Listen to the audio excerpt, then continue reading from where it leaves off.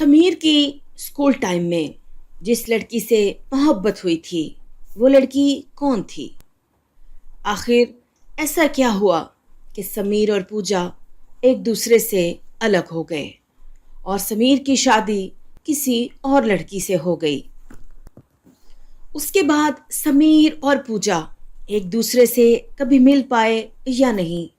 आइए आपको बताती हूँ। समीर को 14 साल की उम्र में पहला प्यार हुआ था।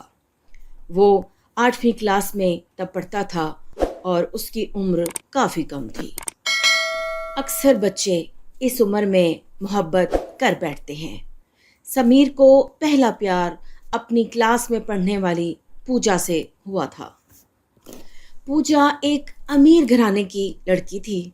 उसकी उम्र भी तकरीबन 14-15 ही होगी, लेकिन वो दिखने में बेहद खूबसूरत थी। पूजा के पापा का प्रॉपर्टी का बिजनेस था। वो अच्छे खासे अमीर लोग थे। समीर मन ही मन पूजा को दिल दे बैठा था, लेकिन उसको कहने से बहुत डरता था। समीर का बाप एक किसान था और अमीर भी नहीं थे। तभी वो पूजा से अपनी मोहब्बत का इजहार करने से बहुत डरता था। चलो, उस प्यार के बहाने समीर के सभी बहाने जो वो स्कूल ना जाने के लिए रोज़ रोज़ किया करता था, वो ख़त्म हो गए थे। अब वो बिना किसी बहाने और बिना किसी टेंशन के रोज़ाना वक्त पर स्कूल जाने लगा था। दूसरी तरफ इस बात से उसके माँ बाप भी ताज्जुब में थे।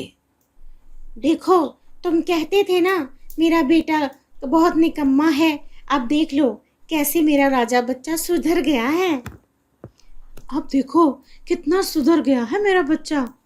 हाँ हाँ, बहुत सुधर गया है वाकई ही। कह तो तुम सही रही हो। माँ बाप को लग रहा था कि बेटा सुधर गया है, लेकिन बेटा तो दिल ही कहीं और दे बैठा था। इसी तरह वक्त गुजरता रहा, लेकिन समीर को अपने प्यार का इजहार करने का कुछ खास हिम्मत पैदा नहीं हुआ था। बस चोरी चोरी पूजा को देखा करता था। हाँ, कभी कभी उनमें बात भी हो जाया करती थी, लेकिन सिर्फ पढ़ाई से मुतल्लिक। ऐसे वक्त गुजरता रहा। 8वीं पास की, 9वीं पास की और अब 10वीं भी पास कर ली, लेकिन समीर के दिल में मोहब्बत उसी तरह कायम थी और इजहार नहीं हो सका था। आज स्कूल का आखिरी दिन था।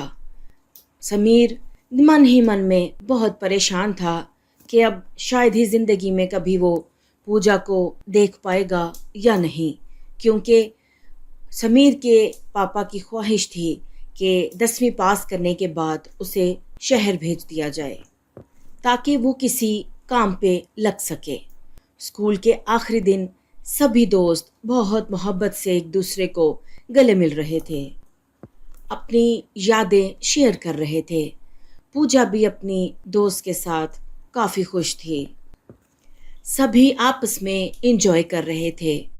आखिर को आज उनका अंतिम दिन था, लेकिन समीर की आंखों में आंसू थे। तभी वो अपने क्लासरूम में गया और पूजा के बैग से उसका स्कूल का आइडेंटिटी कार्ड निकाल लिया। उस पर उसकी बहुत ही खूबसूरत तस्वीर थी। अब मैं इस फोटो को देखकर ही अपना प्यार हमेशा याद किया करूंगा। और बैंक से लोन लेकर समीर के पिता ने उसे शहर भेज दिया। पूजा के पिता ने भी किसी दूसरे शहर में एक बड़ा घर बना लिया और वहाँ शिफ्ट हो गए। समीर हमेशा के लिए पूजा से जुदा हो चुका था। ऐसे वक्त गुजरता रहा और समय के साथ समीर ने अपनी पढ़ाई मुकम्मल कर ली और आज एक बड़ी कंपनी में जॉब कर रहा था। उसकी तनख्वाह भी बहुत अच्छी थी, लेकिन ज़िंदगी में एक कमी हमेशा रहती थी और वो थी पूजा की। लाख कोशिशों के बाद भी समीर दोबारा कभी पूजा से मिल नहीं पाया था। समीर ने अब एक खूबसूरत सा सुंदर घर भी बना लिया था और समीर के घर वालों ने उसकी शादी भी कर दी थी। और संजोग से उसकी पत्नी का नाम भी पूजा ही था।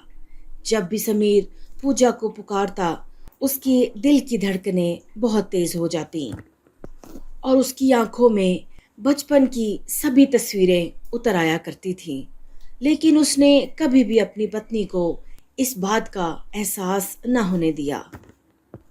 लेकिन आज भी सच्ची मोहब्बत वो पूजा से ही किया करता था। एक दिन समीर कुछ फाइलें तलाश रहा था कि अचानक उसे एक किताब में पूजा का वो आइडेंटिटी कार्ड मिला, जिस पर उसकी बहुत ही सुंदर सी तस्वीर लगी थी। कि तभी उसकी पत्नी अंदर आ गई और वो फोटो उसने भी देख ली। तभी पूजा वो तस्वीर देखकर बहुत हैरान होती है और अपने पति से पूछती है, अरे, ये मेरा आइडेंटिटी कार्ड आपको कहाँ से मिला? और उसकी ये बात सुनकर समीर बहुत हैरान होता है, क्योंकि अब हैरान होने की बारी समीर की थी। तभी समीर अपनी सारी कहानी अपनी पत्नी को बता देता है और खुद भी समझ गया था कि आखिर मामला क्या है, क्योंकि पूजा ही वो पूजा थी जो उसकी स्कूल की पुरानी मोहब्बत